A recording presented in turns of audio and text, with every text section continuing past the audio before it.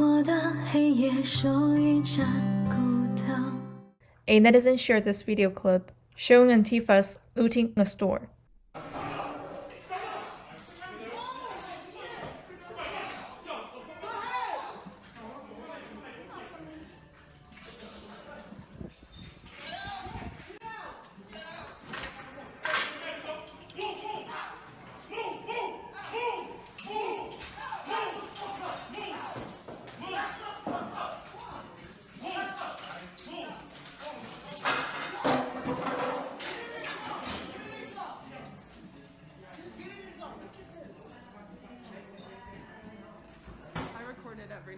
A netizen replied, "The Antifas is an outstanding group. They turned themselves into communists and are helping others to do the same."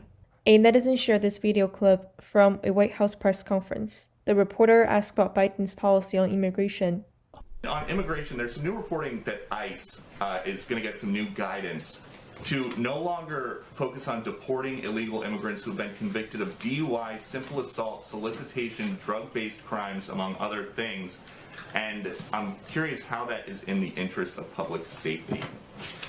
Well, first, it's guidelines that would be put out by the Department of Homeland Security, and I'd certainly send you them. They have a confirmed secretary now, but the priority for the enforcement of immigration laws will be on those who are posing a national security threat, of course, a public safety threat, and on recent arrivals. Nobody is saying that DUIs or assault are acceptable behavior, and those arrested for such activity should be tried and sentenced as appropriate by local law enforcement. A netizen shared this tweet from Senator Chuck Grassley, who said, "Can't fly into USA without showing negative tests for virus, but President Biden will let people who illegally walked across the border do so without testing.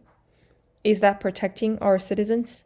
A netizen replied, "Under the Biden administration, it may not be impossible that the middle class in America will be labeled as the criminal class." A netizen recalled an article that the executive editor of the Commentary magazine wrote back in September of 2020. The title of the piece was, "Yes, this is a revolution." In the article, he commented on the state of American society after the death of George Floyd and Antifas reached across the country. He wrote, quote, "As Thomas Paine said approvingly of France in 1791, it is the age of revolutions, in which everything may be looked for. A nation so grandiose demands the most radical assault on the current order, and changing the world begins with changing one's country. So it was in France in 1789, Russia in 1917, and China in 1949. And this is especially so if one's country is seen as the seat of the present evil and is also the most powerful nation on the planet. This is then most fundamentally a revolution against the United States of America and all it stands for." He then wrote, quote, "What to do? Those of us who stand opposed to the revolution and its aims harbor the hope that the revolutionaries will eat each other alive, or that their mixed motivations, outlandish ideas, and repellent actions will ultimately blow up the movement from within. But such internal dynamics can serve to refine, not kill off, revolutions.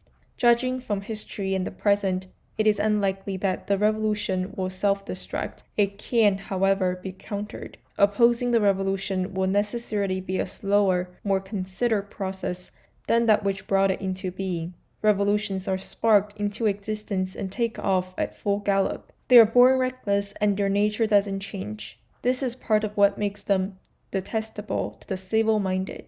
Thus, putting down a revolution isn't a matter of mirroring its recklessness from the opposite direction. It's a sober process of reasserting prudence and order. The counter-revolution will not be won in the streets. It will be accomplished, if it is to be accomplished, as Americans outside the revolution's burning core come to grips with what it is, as its wreckage exceeds its justification, and as the gap between revolutionary claims and reality becomes too great to ignore. Metropolitan liberals may be passionate about social justice, but they won't want their cities forever blighted by crime.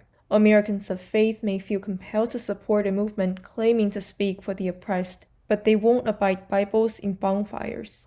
At the moment, the American Constitution, for all its awe-inspiring facility to keep the country on the best course possible, contains no fail-safe mechanism to guard against the predations of a tyrannical mob. There are only strong arguments. In Federalist No. 10, James Madison addressed the danger that factions pose to national political life. By a faction, he wrote, "I understand a number of citizens, whether amounting to a majority or a minority of the whole, who are united and actuated by some common impulse of passion or of interest, adverse to the rights of other citizens, or to the permanent and aggregate interests of the community." Madison argued that our best defenses against rule by faction were the massive size of the then proposed republic, the greater security afforded by a greater variety of parties, against the event of any one party being able to outnumber and oppress the rest, and the soundness of our representative government. In these, he found a Republican remedy for the diseases most incident to Republican government that would make it less apt for an improper or wicked project to pervade the whole body of the Union than a particular member of it. For the rest of the country, we must hold fast to Madison's vision and urge on those very parties who will, in greater numbers, come to oppose the revolution. Only when they step forward will our elected officials and institutional leaders be forced to respond. Precisely because of the founders' foresight, the United States remains the best hope for mankind. Raising every statue in the country won't erase that fact. May the great unraveling, in the end, provoke a fresh and thorough consideration of the American achievement and incite a new and deeper appreciation of our nation's glories. And Edison replied, "In fact, not only America, the entire free world has fallen under the progressivist ideology's sphere of influence ever since the 1960s, when the radical left won the cultural war. Political correctness of all forms has permeated all aspects of society, and this has had a daunting impact on especially the young generations. I'm not really optimistic about the future." A netizen shared this video clip. This happened at a restaurant in Florida.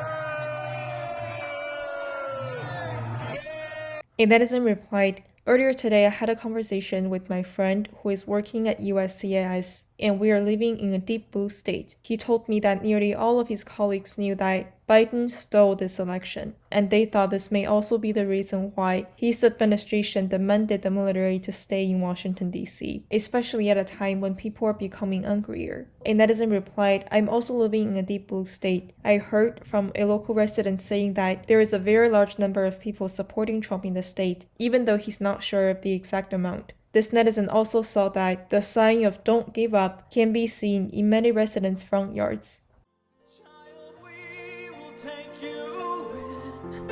Child, we will bring you home. You'll be a flower that sees the spring.